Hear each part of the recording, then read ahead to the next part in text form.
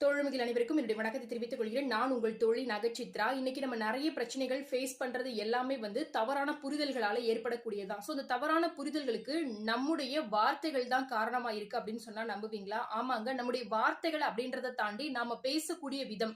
அதாவது நாம கனிவான வார்த்தைகளால நம்ம கரடுமுரடான விஷயங்கள கூட ரொம்பவே பயங்கரமான விஷயத்த நம்ம கனிவான வார்த்தைகளால பேசும் பொழுது, அது ஆப்போசிட் பார்ட்டிக்கு ரொம்ப ஈஸியா போயிட்டு சென்று சேரும். அதாவது ரீச் ஆகும் அப்படின்னு சொல்லப்படுது. அதே இது ஒரு ரொம்ப நார்மலான ஒரு நல்ல ஒரு சக்சஸ்ஃபுல்லான ஒரு விஷயத்த கூட நம்ம ரொம்ப வாய்ஸ் ரைஸ் பண்ணி ரொம்ப மூஞ்சியை தூக்கிட்டு நம்ம முகத்துல நிறைய முக பாவனைகள்ல நிறைய விதமான விஷயங்களை நம்ம வெளிப்படுத்தும் போது அவங்க நாம ரொம்ப நல்ல விஷயத்த சொன்னா கூட அதை தவறுதலா புரிந்து கொள்வதற்கான வாய்ப்புகள் நிறையவே உண்டு அப்படின்னு சொல்லப்படுது.